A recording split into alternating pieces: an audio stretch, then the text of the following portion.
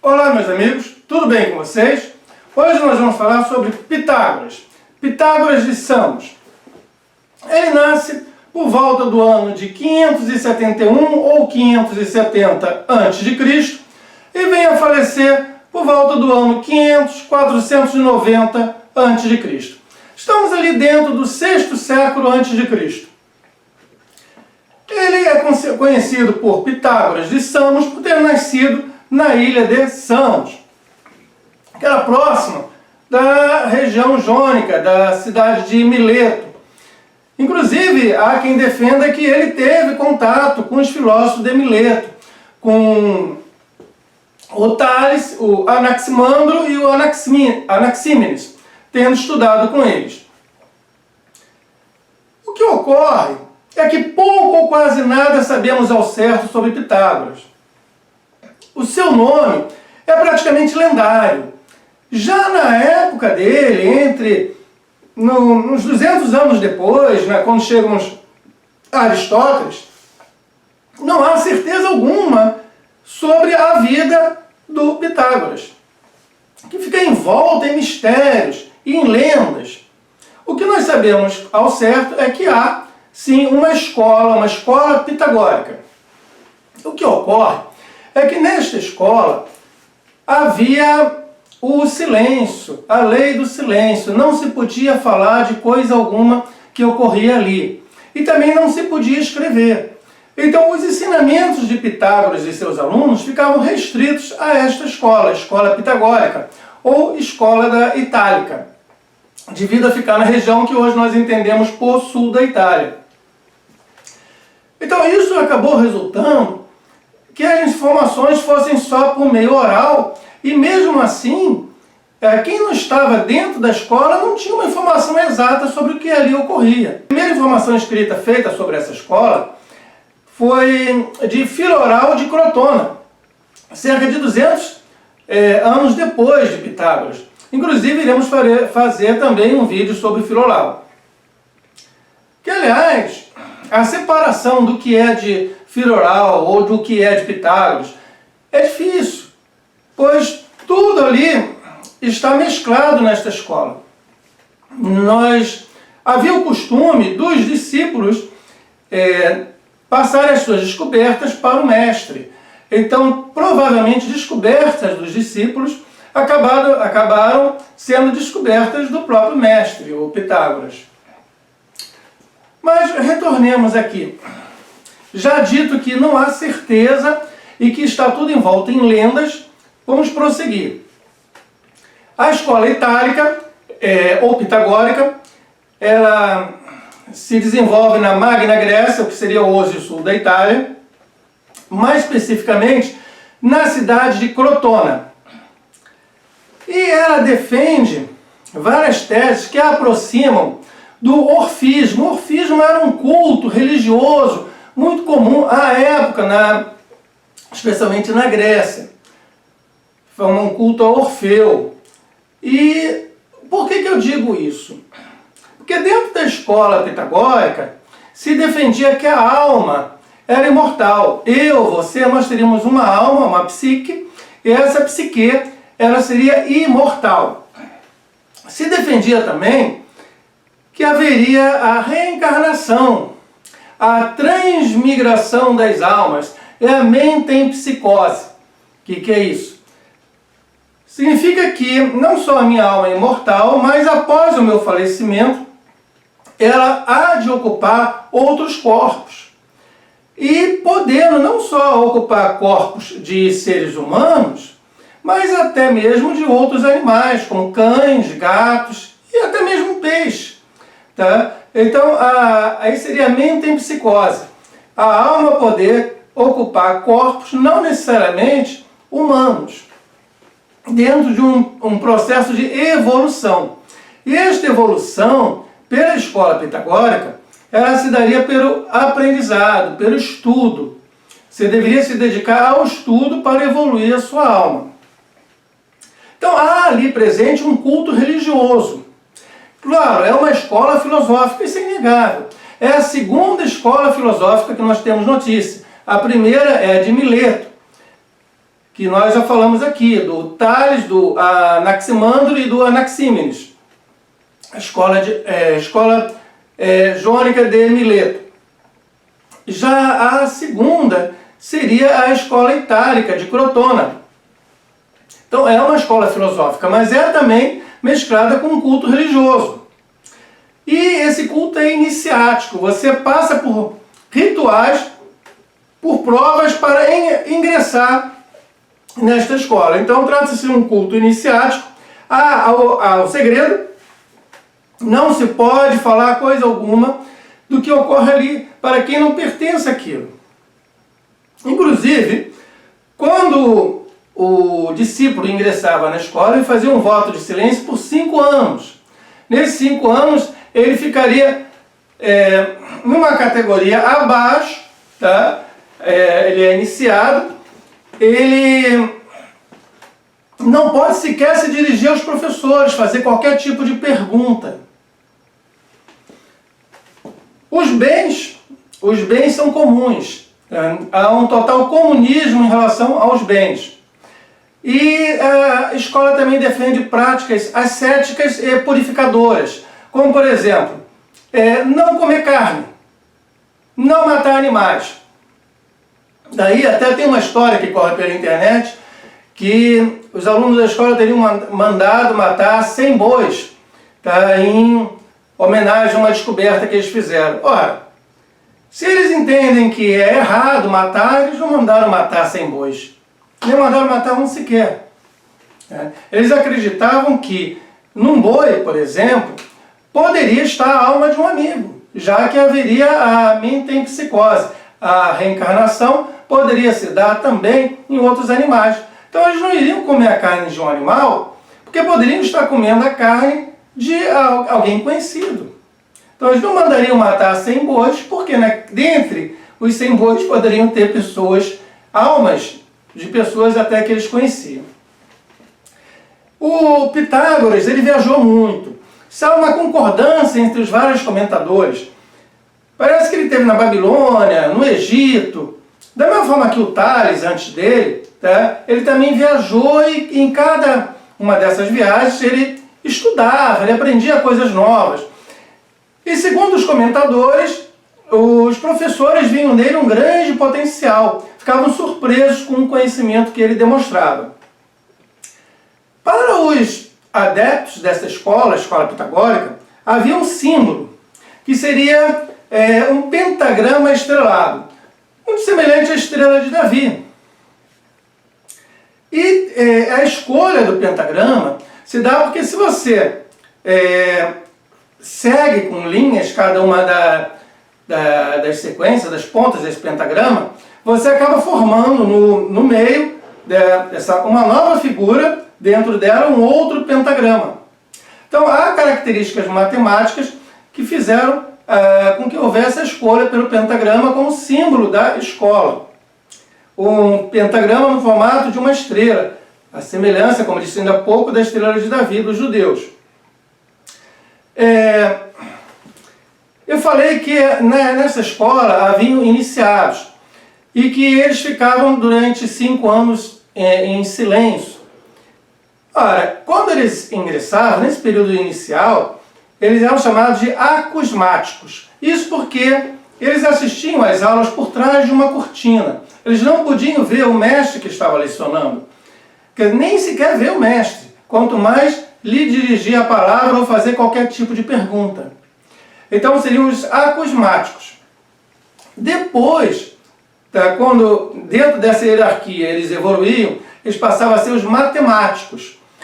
Os matemáticos eram aqueles que podiam conversar com o mestre, que podiam propor perguntas, e que ficavam diante do mestre, podiam ver e conversar com o mestre. Então você tinha os matemáticos e os acusmáticos. E para eles, para toda a escola, se defendia a vida contemplativa.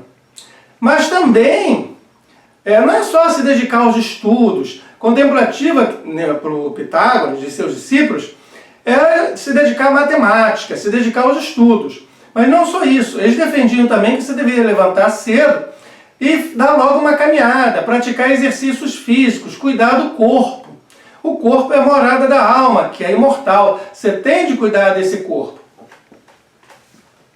Dentre as inúmeras descobertas dessa escola, todas atribuídas ao Pitágoras, tem a razão áurea, ou secção áurea, ou lei áurea, que é uma proporção, trata-se de um número irracional.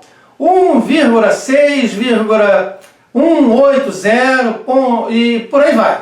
Tá? Então, 1,6180 vai ao infinito. Tá? Foi muito usado na escultura, na arquitetura, na pintura, pois se trata de uma proporção harmônica. Quando nós olhamos para o rosto de uma pessoa, se você se sente incomodado, se você não se sente bem, é porque alguma coisa ali naquele rosto não está adequada a esta proporção. Para nós, seres humanos, essa proporção, essa razão áurea, tem a ver com a beleza. É o que nós identificamos por beleza. É você pegar basicamente uma reta, você dividir em dois, tem uma sequência de divisões que você acaba encontrando esse número. Tá? É uma proporção, é quase que 1,5, é 1,6,1,8,0 e por aí vai. A ideia seria se aproximar o mais possível dessa razão áurea. Veja, estou pintando um quadro. Então, a distância entre o meu queixo e o começo do meu nariz, tá, tem de ser semelhante à mesma distância entre aqui o começo do nariz e o começo dos olhos. Né? A largura da orelha vai ser, a altura, desculpe, vai ser a mesma da proporção dos olhos. Tá? Veja, é uma questão de simetria, de harmonia. Tá? Essa distância aqui vai ser também a distância mais adequada para a testa. Tá? Onde vai começar o cabelo. Tá? Que eu já estou perdendo até um pouco. Tá? Mas se eu fosse fazer um implante, o correto, dentro da razão áurea, seria terminar mais ou menos por aqui, para manter uma distância da testa equivalente a esta distância daqui. Então, isso é conhecido por pintores, por escultores, por arquitetos. Tá? É a razão áurea. Tá? Ela torna a visão da coisa mais harmônica, mais agradável aos olhos. E nós passamos a enxergar beleza. Ou seja, eu estou dizendo que a beleza tem a ver com números, que a beleza pode ser quantificada. E qualquer pintor ou arquiteto que tenha estudado realmente vai saber disso. Você pegar uma obra de um clássico como Leonardo da Vinci, ela está toda dividida. A posição dos olhos, a posição do nariz, por exemplo, da Mona Lisa, foi rigorosamente medida dentro da razão áurea. É matemática. Foi feita ali onde exatamente deveria estar isso em relação ao quadro como um todo. Perfeito? Não vou entrar em maiores detalhes, tá? Basta vocês terem essa ideia do que é a razão áurea. Uma coisa importante, as mulheres eram aceitas dentro da escola de Pitágoras. Havia várias mulheres. Você tem registros que em uma época havia cerca de 28 mulheres. Então havia várias mulheres que estudavam, que eram ou acusmáticas ou matemáticas. Inclusive, o Pitágoras teria se casado, segundo alguns comentadores, com uma de suas alunas. E esta esposa dele lhe teria dado 2 filhas. E depois, quando Pitágoras veio a falecer, foi esta esposa, juntamente com essas 2 filhas, ou seja, mulheres, que assumiram a direção, o comando da escola de Pitágoras. E cabe também ao Pitágoras criar a palavra filosofia. Antes dele, por exemplo, o Tales. O Tales era conhecido como sábio. Aquele que tudo sabe. O Tales de Mileto era o grande sábio. Mas o Pitágoras não queria ser chamado de sábio. Mais modesto, ele preferiu cunhar a palavra amigo da sabedoria. Filosofia. Da mesma forma que a palavra matemática. Matemática é o que é aprendido. Tanto que aqueles discípulos dele, que já tinha um certo conhecimento, já estava há mais de 5 anos dentro da escola, eram chamados de matemáticos.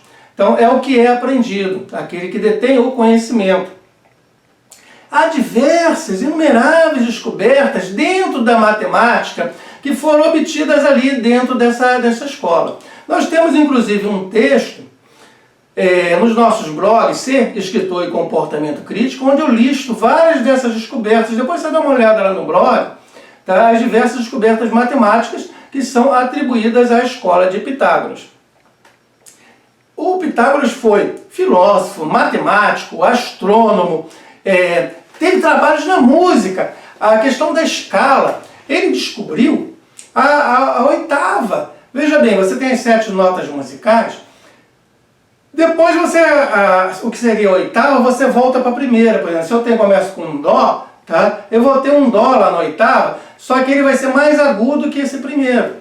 Ele descobriu que é uma proporção matemática. Se eu pego um instrumento de corda, se eu corto a corda exatamente ao meio, divido ao meio, eu vou obter o mesmo som. Se aqui o som é de dó, eu vou obter o mesmo som. Só que esse som vai ser mais agudo que o primeiro. Então, ele apresenta uma nova concepção matemática da escala musical. Outra coisa atribuída a ele é o Teorema de Pitágoras. Você já deve ter estudado na escola. A fórmula é muito simples. C elevado ao quadrado é igual a elevado ao quadrado mais B elevado ao quadrado. Ou seja, se eu tenho vou tentar fazer aqui um triângulo retângulo. Ficou mais ou menos, não? Então eu tenho um triângulo retângulo que vai ser caracterizado por ter um ângulo reto de 90 graus. Tá? Então aqui, esta lateral e essa lateral aqui, nós chamamos de catetos. Tá? E esta aqui de hipotenusa. Olha, uma demonstração simples.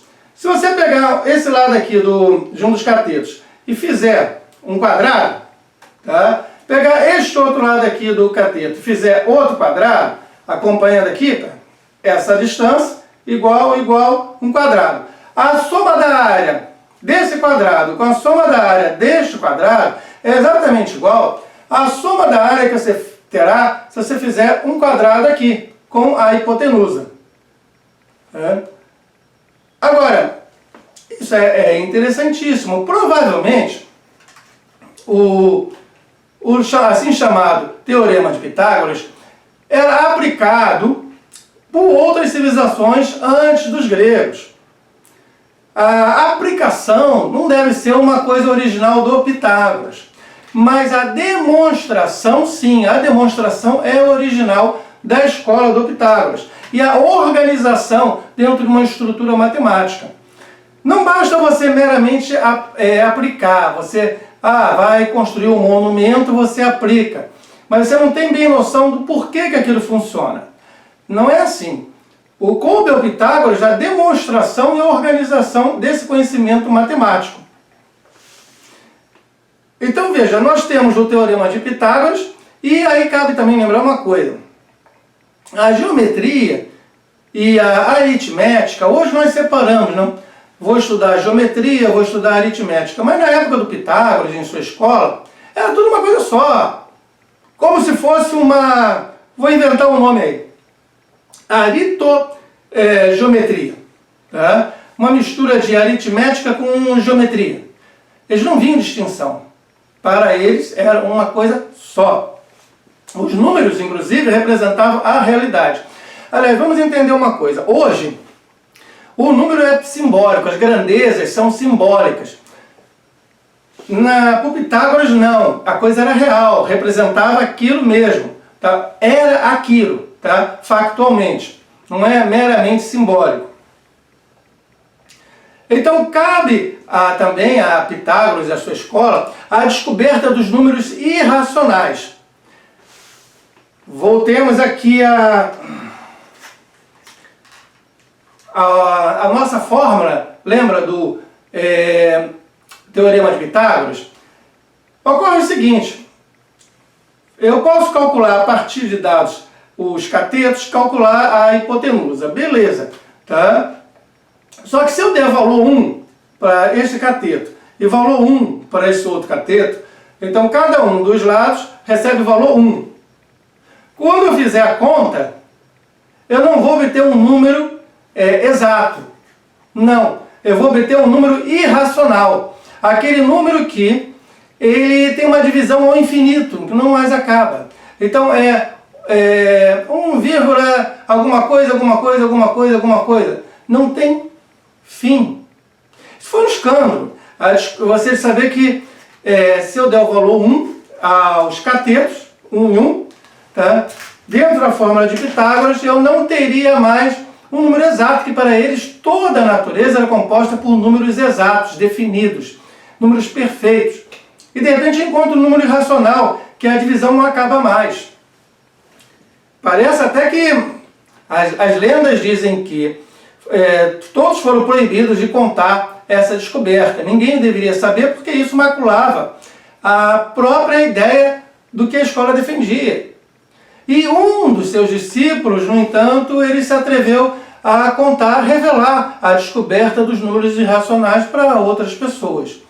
E teria sido assassinado, jogado de um barco, tá? no mar, teria sido assassinado por causa disso, tá?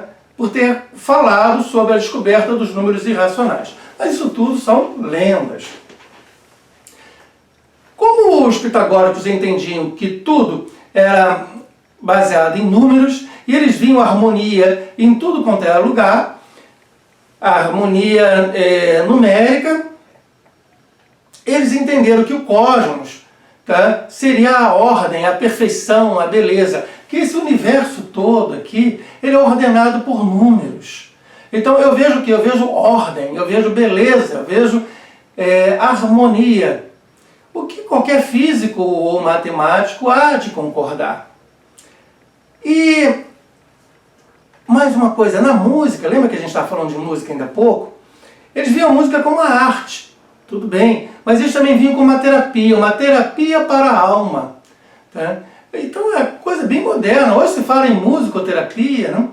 Mas ele já falava em musicoterapia naquela época, 6º século antes de Cristo, que a música seria terapia para a alma. E uma outra coisa importante, ainda relacionada aos números, seria a tetractis. A tetractis, tá? Mais um símbolo da escola muito importante. Eles chegavam ao ponto de jurar quando eles queriam alguma coisa. Não tem aquele negócio de hoje, você pegar a Bíblia, botar a mão em cima da Bíblia e jurar sobre a Bíblia? Então, eles juravam sobre a tetractis, tal a importância dela. O que é isso? Os 4 primeiros números, tá, eles não conheciam o zero. Então, 1 mais 2 mais 3 mais 4 igual a 10. Há um simbolismo para todos esses números, mas não vou entrar aqui agora. Então, 1 mais 2 mais 3 mais 4 igual a 10. Eles usavam pedrinhas para calcular os seus números dentro de uma caixa de areia. Eles pousavam as pedrinhas na caixa de areia e iriam calculando. Eu fiz um desenho aqui, que seria uma tetractis. Tá? Veja, seria isto aqui. Espero que fique nítido, não sei. Tá? Você vai ficar. Mas veja, eu tenho 4 pedrinhas, em cima delas eu tenho 3 pedrinhas, 2 pedrinhas e 1 pedrinha. 4, 3, 2, 1, tá? Somados dá 10. Veja, as laterais tem 4. 4 e 4, tá? Com 1 na frente. Então, forma-se um triângulo. Tá? Este aqui seria a tetractis. Quando eu ponho uma única pedra na caixa de areia, eu só tenho uma pedra, é o número 1. O que eu tenho? Um ponto. Ela vai representar um ponto. Agora, se eu coloco 2 pedras, coloco uma pedra aqui e coloco outra pedra ali. Ora, entre uma pedra e outra, eu posso traçar uma linha. Eu traço uma linha entre uma pedra e outra. Então, o número 2, tá? Ele vai representar o quê? Tá? A extensão. né? A extensão, a linha. E o número 3, tá? Se eu coloco uma terceira pedra na caixa de areia, veja, já tinha duas. Eu ponho uma terceira mais acima, o que eu tenho? Eu tenho um triângulo, tá? 3 pedrinhas vão formar um triângulo. O que é isso? É a mais simples figura plana, tá? Que é o triângulo. Aí eu coloco uma quarta pedrinha na caixa de areia. Eu já tenho o triângulo, tá? Tá aqui o meu triângulo, eu coloco uma pedrinha. Se eu seguro com a minha mão essa pedrinha e suspendo ela, eu passo a ter a mais simples figura sólida. Qual é? A pirâmide. Pensa bem, uma pedrinha em cima, o ponto está em cima, e 3 pedrinhas embaixo. Tá? Se você traçar as retas, você tem o quê? Uma pirâmide. Então, o 4 vai representar a mais simples figura sólida, que é a pirâmide. Você veja a importância, tá, da tetráctise. O 1 tem o simbolismo de ser o ponto, o 2 representa a extensão, o 3 o triângulo, que é a mais simples figura plana, o 4 a pirâmide, que é a mais simples figura sólida. Somados 10, para representar a perfeição, a totalidade. Toda a dimensão do espaço está presente em um triângulo formado por 10. Toda. Veja, eu tenho o ponto, eu tenho a linha, eu tenho a superfície e eu tenho o volume. Notou que coisa fantástica? E essas pedrinhas que eu estou falando, que eles usavam na caixa de areia, em grego eles chamavam de cálculos. Já percebeu, né? Quando você vai fazer cálculo matemático você está fazendo referência aqui às pedrinhas. As pedrinhas do Pitágoras, os cálculos são as pedrinhas. Então, vou fazer um cálculo, vou fazer uso das pedrinhas. E veja, lembra nos vídeos anteriores, nós comentamos sobre a escola jônica de Mileto. Os 3 pensadores ali, eles falam da arqué, que seria o primeiro princípio, o princípio único, o princípio primordial, tá? E o que seria essa arqué? Tá? Para o Tales seria a água, para o Anaximandro o áperon e para o Anaxímenes o ar. A escola pitagórica também usa uma arqué. Sim. E o que é? O número. A origem de tudo que há no universo é o número. Tudo é constituído por números. E há uma harmonia presente entre os diversos contrários, porque há contrários. Tá? E há uma harmonia. E quem é responsável por essa harmonia entre os contrários? Os números. Vamos devagar. Você está me vendo agora na sua telinha.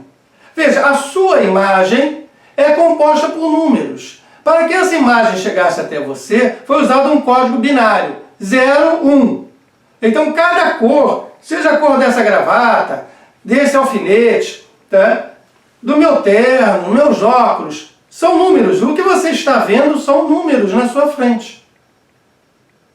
Agora, vamos um pouco mais adiante. No filme Matrix, eu e você e tudo à nossa volta, estamos dentro de uma Matrix e também somos formados por números, só que não teríamos consciência disto. O que o Pitágoras está dizendo no 6º século a.C. é que seria como se nós todos estivéssemos dentro de uma Matrix. Nós todos somos formados, constituídos por números. Da mesma forma que tudo que você vê na rede, na internet, é constituído por um código binário 0, 1, por números que produzem as cores, o movimento, as pessoas que você vê na tela. Então veja, ainda prosseguindo, na escola de Mileto, a escola jônica de Mileto, a arqué, tá? Esse princípio único, princípio primeiro, essa substância primordial, esse elemento primordial, a arqué, ela é entendida, seja como a água, o áperon ou ar. Para os pitagóricos, é o número. Beleza. Agora, os pitagóricos entendem que é um número por quê? Porque ao estudar aritmética e geometria, que eu já expliquei para vocês que a aritmética e geometria para os pitagóricos estava fundido. Era basicamente uma coisa só. Então eles percebem regularidades o tempo todo. E essas regularidades se apresentam quantitativas, numéricas. Eles veem que os números estão no ciclo da natureza. Uma mulher fica grávida, 9 meses depois nasce a criança.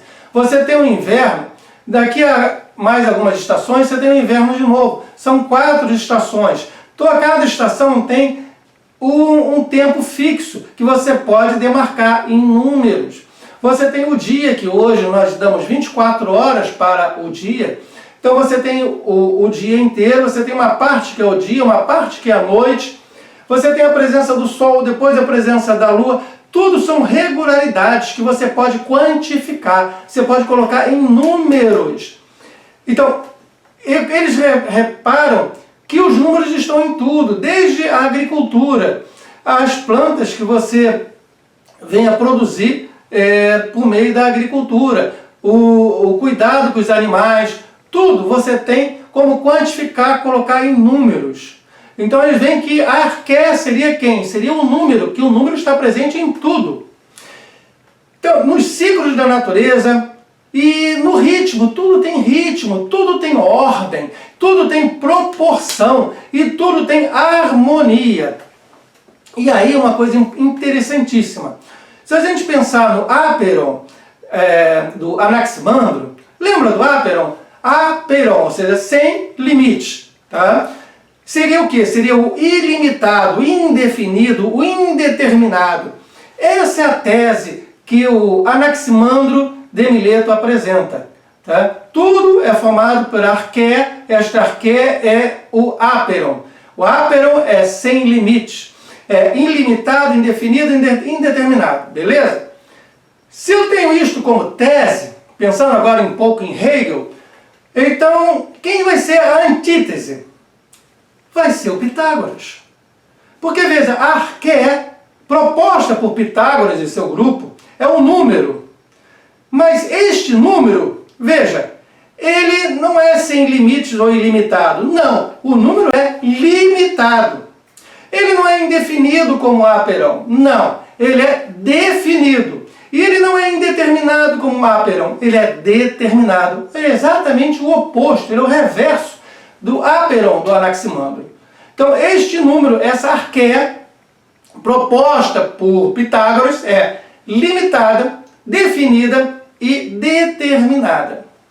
Gente, quando mais tarde eu fizer o vídeo sobre Filolau, o que eu estou dizendo nesse vídeo aqui vai valer também para o de Filolau, e vice-versa. Porque é difícil você separar o que pertence exatamente a um ou a outro dentro da escola pitagórica.